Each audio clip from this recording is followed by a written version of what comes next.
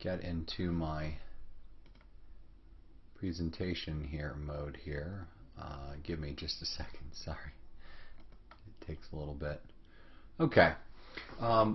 This is the first lesson for chapter 7, and we're moving to chapter 7, where we're discussing fallacies. Now, a fallacy is, by definition, a mistake in reasoning. It's something that we do wrong. Now, typically, if you remember our discussion about arguments and that they have two parts, they have the premises and conclusion, but they have that inference, that movement of your mind from the premise to the conclusion. Most of these fallacies are bad inferences. Okay? So it's not that a premise is false, but these are ways that our reasoning goes bad that has to do with the inference. Again, that's what a fallacy is. And in this chapter, we're focusing on a number of different fallacies. In this lesson, we're worried about fallacies of induction. And the fallacies that we're studying here relate to the reasoning that we studied, where we studied generalizing from a sample and arguments from analogy and these sorts of things. These are what we'll cover in this lesson, are mistakes that we make when we reason about such things. So specifically here, we'll be focused on generalizing. Okay? So, get that sound effect out of there. Fallacies of induction. These arguments are supposed to raise the probability of their conclusion, but they fail almost entirely. So again, these are a number of ways that generalizations fail. They are fallacies, which again are mistakes in reasoning. The first fallacy under fallacies of generalization that we'll be looking at are hasty generalizations. The word hasty literally means too quick, and it's a generalization that we make too quickly. You've probably heard the phrase, haste makes waste. The idea there is that moving too quickly is wasteful, that it creates issues or problems. It creates waste, really, if that's the point. So that's what a hasty generalization will be. It's when we generalize too quickly. Two different versions of a hasty generalization are the argument from anecdote and the fallacy of a small sample. We'll talk about each of those in turn. We also have down here to talk about the fact that there is sometimes good reasoning that can come from a small sample, but only when very specific conditions have been met. So we'll get to that in a bit. But we are going to talk about hasty generalizations. We're going to talk about generalizing from exceptional cases where maybe we have a biased sample, and we'll talk about the problem of self-selection in a generalization. Sometimes our sample is self-selected, and that can create a serious problem for our results, or for what we generalize. It can skew our results. The last thing we'll talk about is just called accident, which is a very straightforward name, right? Accident. But we're going to look at an accident, and that's kind of when we wrongly apply a general truth to a specific case. Okay? So that's generally what we will be covering in this lesson. All right, so let's talk about generalizing from too few cases. This is often called the hasty generalization. Let me give you an example. The food in this town is lousy, judging from this meal. So I go out of town. Let's say that you travel to Chicago, and you go to the first restaurant, some little grease joint there in downtown Chicago, and you try the food and you just don't like it. And you conclude that the food in Chicago is just lousy. Well, you're judging too quickly, right? Why? Well, you don't have enough evidence here. You've only had one meal, okay? So that's the general idea behind a hasty or a too quick generalization. It's happening too quickly. So you tell me now, which is the hasty generalization? Like, everyone in New York is friendly. Everyone I met was as nice as can be. Where you've met one or two people. I actually one time flew through JFK on my way back from, I had spent a summer living in the former Soviet Union on a trip. On my flight back, I landed at JFK in New York, and I had to get from the international terminal to the domestic terminal, and so I took a cab to get around the terminal. I wasn't quite sure where to go, and I knew the cab could get me there, and it was an easy $5 for him. So I hop in the car, and I'm talking to my cabbie. Cabbie was a really nice guy. He had just moved here from somewhere in Eastern Europe. So we kind of talked about my trip to Russia. He was very friendly, very nice. I got out of the cab, gave him $5, tipped him a few bucks, and went into the domestic terminal for my flight back to LA, where I'm from. And ironically, he was a very pleasant guy. Now, I couldn't conclude from that everyone in New York is super friendly, just because he was. Maybe he hadn't been in New York long enough to become bitter and jaded the way many New Yorkers seem to become, but nonetheless, that's a hasty generalization. It's too quick. I don't have enough data there. This beer is terrible. I can tell that from one sip.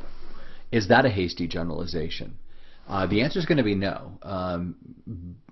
If you sip a beer and you can tell from that sip what the rest of the beer is going to taste like, okay? Obviously then, right, here's my arrow. The first one is going to be our hasty generalization. The reason why 2 is not a hasty generalization, even though we've only taken one sip, is because beer is what we call homogeneous, right? Which means it's the same. If I sip, now typically, okay, if you get the average beer, you order a Bud Light, or you order a Miller Lite, or a Pabst Blue Ribbon, or whatever you drink, or a Guinness, I guess, if you're into dark beer, which is really horrible stuff, but just assume that you are for a second, and you take a sip of that Guinness, or you take a sip of that Bud Light, most likely everything all the way through is going to taste the same. It's the same beer. There's nothing different between the top and the bottom. So that one sip sample gives you all the information you need about how the rest of it will taste. Because what we're generalizing about is homogeneous, that is the same, uniform, that generalization won't be too quick. You don't need much information there, and we'll come back to this point.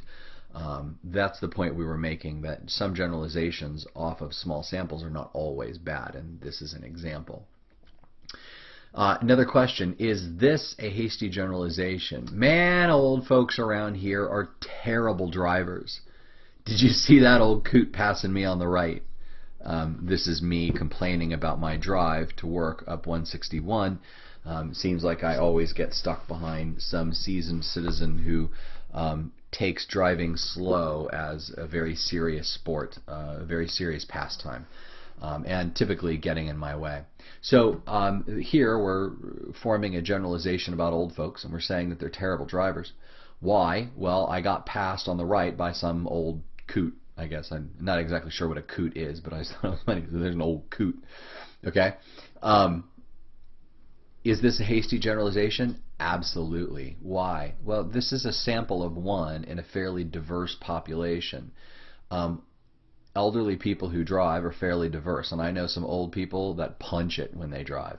I know others that don't and are very careful and cautious when they drive.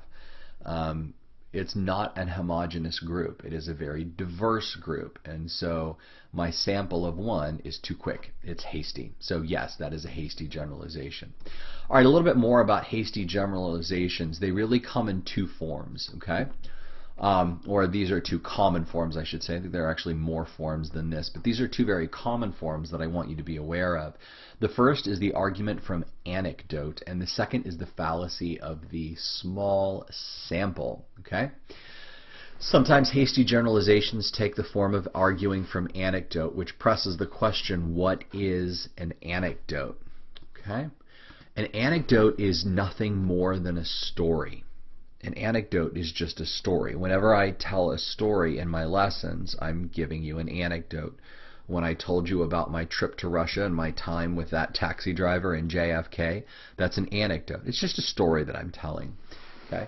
Well, sometimes we use stories, or we tell our stories or give our experiences as proof of some or support for some generalization. Here's one from a famous radio personality, conservative radio personality, Rush Limbaugh. We're paraphrasing here, but here's what he had to say. One time I saw this airplane parked right in the middle of the tarmac in everyone's way. I asked who it belonged to. Someone told me it was John Travolta's. Folks, that's the trouble with these Hollywood liberals. They only care about themselves. Now, Limbaugh would have us believe that Hollywood liberals only care about themselves. Okay, he's reached this generalization. Okay, on what evidence? Maybe true, maybe false, but what's his evidence? What is his reason for concluding that? He has one instance. He's told a story, an example, where he's had one instance with a person, John Travolta, whose plane was parked in the middle of the tarmac, just holding everybody up. Now, I don't think that John Travolta's plane, by the way, he just like parked there and said, hey, this is a great spot, let's just stop here, right? Air traffic control tells us where airplanes go. They don't just arbitrarily choose to sit wherever they want on an airport. So we'll leave that one alone. But anyways, notice what Limbaugh is doing here. He's got an anecdote. He's telling a story, and from that he's drawing a generalization. This is an argument from anecdote. Okay. So arguing from an anecdote is just another form of hasty generalizations, what you're really doing is you have a sample of one, maybe two, but one. If you have a single anecdote, you've got a sample of one, and from that you're drawing a generalization, typically about a very diverse population, so it is not a very good form of generalization. And it's important to note that if you take a good statistics class, one of the things that your statistics professor will tell you right off the bat is that anecdotes don't prove anything. You can have a specific story about something. It's not going to prove a generalization. A lot more, as we learned prior to this, a lot more goes into proving generalizations than just a single anecdote. A couple more interesting arguments from anecdotes. This one is about the IRS. The IRS isn't interested in big corporations, just middle-class taxpayers like you and me. I think by interested in, that means they don't audit big corporations. They only audit middle-class taxpayers. I was audited last year. You never hear of ExxonMobil getting nailed. Okay, this is someone who says, I was audited. Okay, I have a story about the fact that I was audited, therefore, and we're going to generalize that the IRS doesn't care about big corporations. They only, come after middle-class taxpayers like me. You've got a sample of one yourself, and from that you're concluding something about all the IRS investigations or audits. Okay, again, argument from anecdote. Here's another example. This global warming stuff, what a crock. We had the coldest January on record right here in Columbus last year.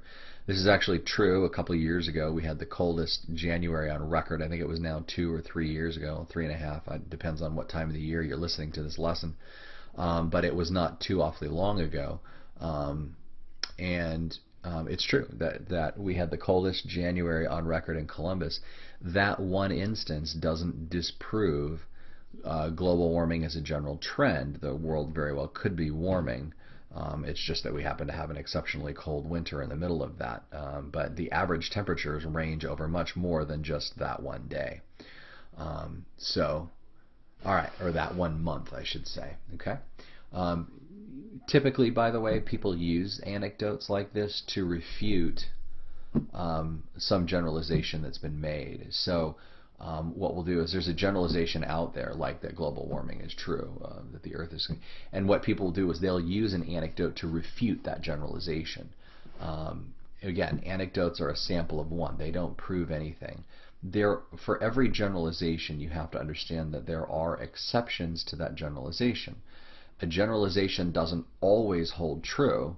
If it did, it wouldn't be a generalization, it would be a fact, right? A generalization is a general truth, typically, that has exceptions. And so pointing out one of those exceptions doesn't disprove the rule, okay?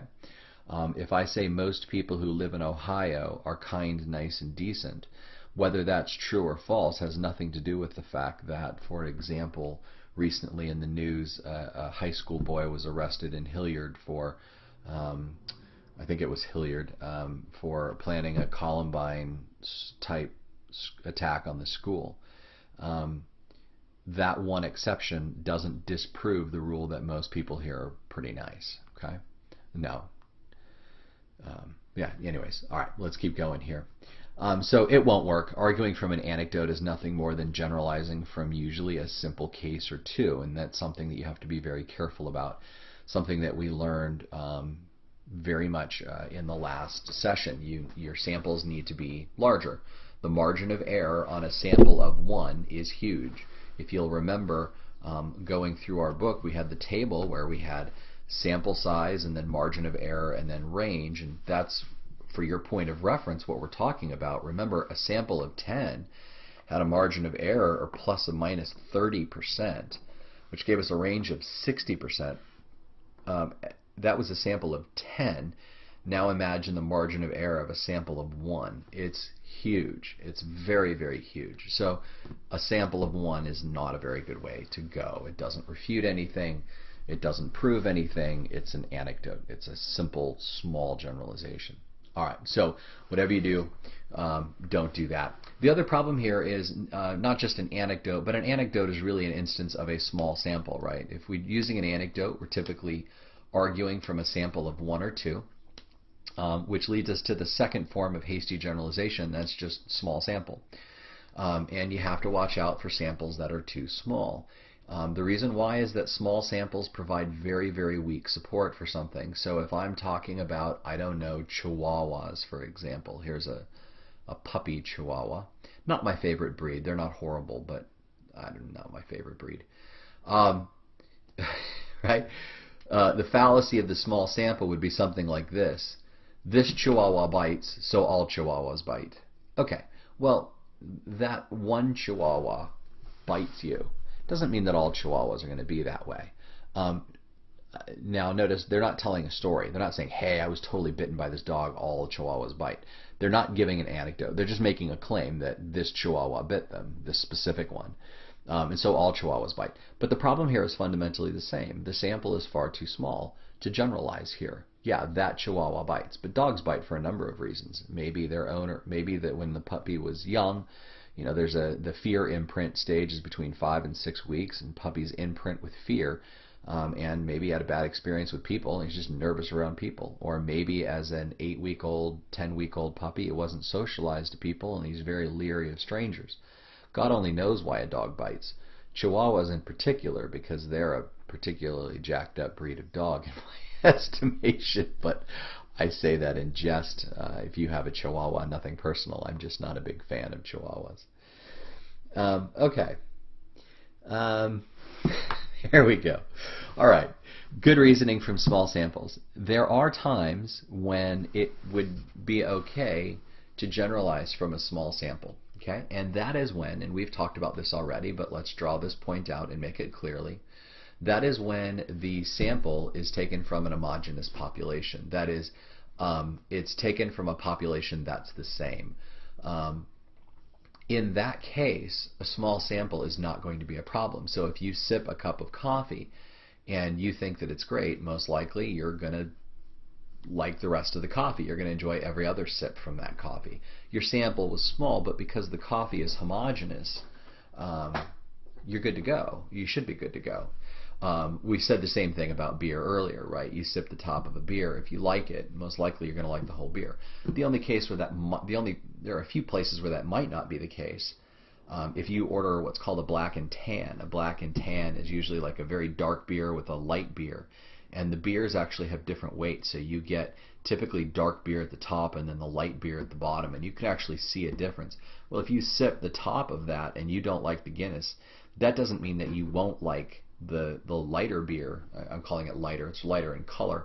It's not a dark beer underneath. You might very well like that light beer underneath, but so that one sip doesn't tell you anything. But that's because what you're drawing your conclusion about is not homogeneous. You've now mixed two beers together that are distinct in this cup, right? But where what you're generalizing about is homogeneous, where it is universally the same in all of the thing you're generalizing about, then a small sample would certainly work, okay?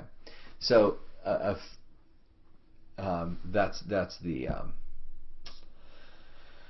that's why they're not always bad. Okay. Other examples, by the way, I'm going to go back to this slide here. Another example, for example, if you were a chemist and you were looking at samples of gold and you wanted to know at what point gold became liquid and boiled, and you said it's like at 1900, I think it's 1900 degrees Kelvin that gold will boil and become liquid. So let's assume that you discover that from a very small sample. You can very clearly then generalize, hey, look, gold, gold boils at this degree Kelvin. You haven't sampled every other gold, all the gold. You've got this small sample. But because gold is fairly homogeneous, even across different carats, it's fairly homogeneous in terms of its molecular structure and its boiling point. That generalization would be safe. That wouldn't be a hasty generalization from that small sample. So sometimes it can work. All right, now let's get to this one. So generalizing from exceptional cases. This is the second one. So the first one we were looking at was the hasty generalization. That's when we generalized too quickly. And there were two forms of that: anecdote and small sample. Not always is moving from a small sample a hasty generalization. Sometimes you don't need a big sample. Now we're moving on to a different type of generalization fallacy, and it's called the generalization or generalizing from exceptional cases. This is a fallacy that occurs when a speaker or writer attempts to support a general statement by citing an atypical supporting case. So in other words, I take what's not typical to whatever I'm drawing a conclusion about, and draw a conclusion about it. So generalizing from exceptional cases. Let's say that I go to Sam's Club and I decide to I'm going to go try some samples. Let's say they've got a wonderful new pot roast, right? And typical to Costco, right? So they'll set out little paper bowls where you can try some of that pot roast. And so there's the pot roast, the lady's cooking it, and then my sample is taken and somebody drips their Gatorade into my sample, their red Gatorade they were sipping as they were shopping, or their latte tips over and splashes inside my sample of pot roast, right? And then I taste the pot roast. I'm like, oh my God, this is horrible. It's got this nutty coffee taste. This is horrible stuff. Well, I can't then conclude that that pot roast is horrible. All of that pot roast as it's sold at Costco is terrible just because my sample was terrible, because my sample was atypical. It wasn't representative of what's really going on in the main group. It's an oddity, right? In the same way, one of the things that I did when I previously spoke about the student in Hilliard who was intending to shoot up the school, I can't use that atypical case to conclude that all people in Ohio are torturous, murderous people, right? Why? Because he's the exception. I mean, this kid is something's wrong, and it's out of the norm for the average Ohioan person.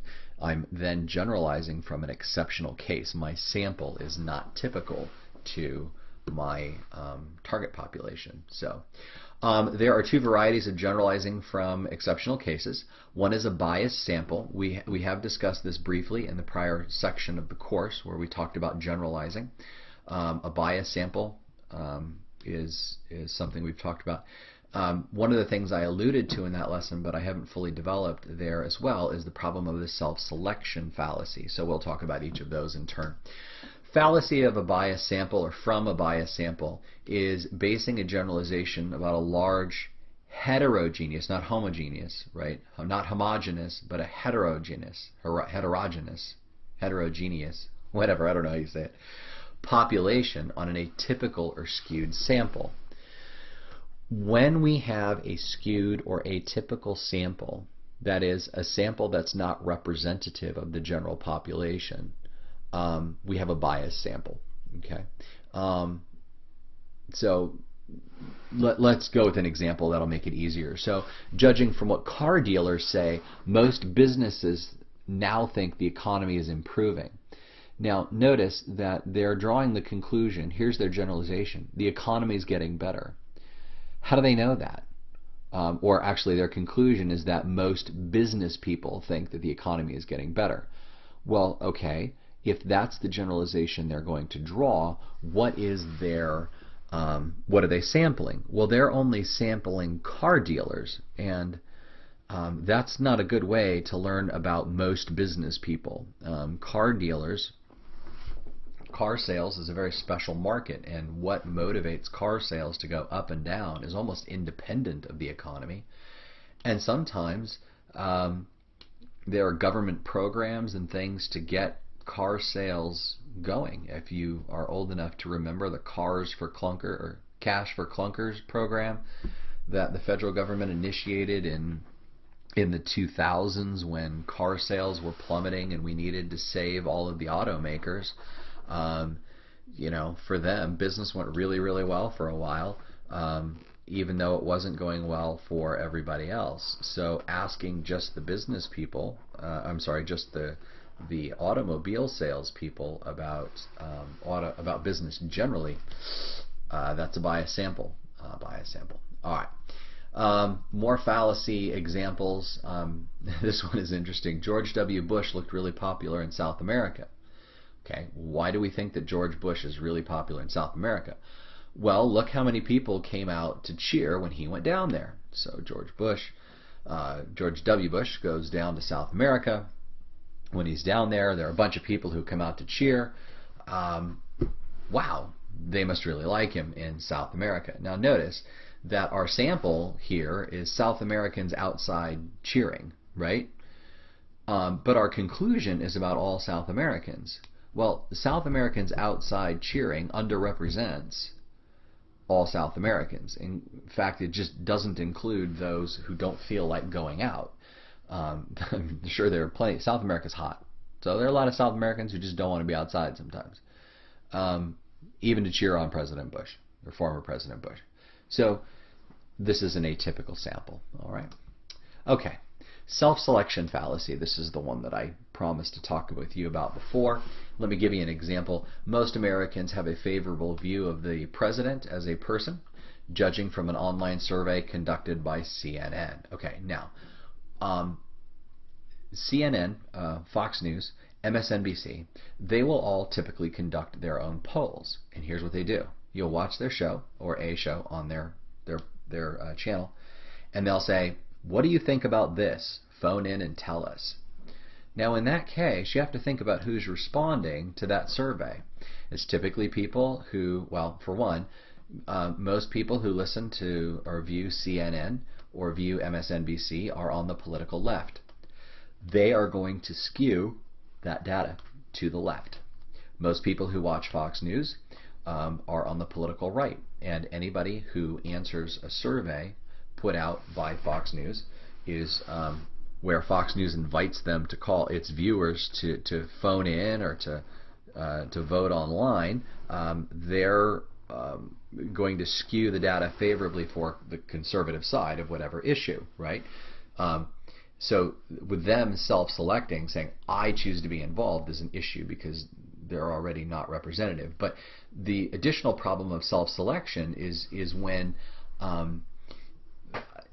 they make the choice to be a part of the survey or not. So now the problem here is that you're only surveying people who want to be a part of that survey. You're taking people who are motivated enough to phone in or to go online and vote. A self-selection survey is not a very good way of generalizing those results. Remember, in the cause and effect experiments, in the scientific cause and effect experiments, we had someone doing the test who randomly assigns people to a sample group and to an experimental group. Why randomly? Well, to ensure that they're unbiased. Well, when we have people self-selecting for a survey that we're going to generalize, we're only getting a certain type of person, and that type of person that they are might have an impact on how they answer the question, and so we have a fallacy or a problem here. Okay. All right. Now, the next kind of fallacy is called the accident. Okay, the third thing that we're studying. So we did hasty generalization, generalization from exceptional or atypical cases. Now we're looking at what's called an accident. Now, an accident is a fallacy that moves from the general claim to a specific instance. So it's not going from here's a sample to our generalization. This is taking a generalization and applying it to a specific case, but doing it in a wrong way. Okay? So here's the fallacy as it's strictly defined.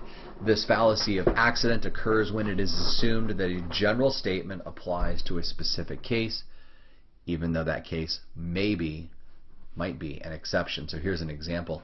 Everyone should have access to a college education. That's a general statement. Therefore, anyone who applies should be admitted to Cal Poly. Cal Poly is a pretty high-ranking technical four-year institute, kind of on the Caltech, MIT kind of scale of school, where they emphasize math and science, and it's a fairly prestigious school. It's not easy to get into a Cal Poly school. Cal Poly stands for California Polytechnic. But anyways, look, you have a generalization that everyone should have access to a college education. That generalization, though, is being wrongly applied to say that anyone who applies should be admitted to Cal Poly. Well, that doesn't mean that. That everyone should have access to a college education doesn't mean that they should get accepted to any school that they apply to. So here what we have is an accident. You're taking a generalization and you're applying it to a case that it doesn't really apply to. It's the exception to the rule. Let's try another example just to try to drive this home a little bit. This city has a very high crime rate, therefore it would be dangerous to shop in this neighborhood. Here we have again the fallacy of accident.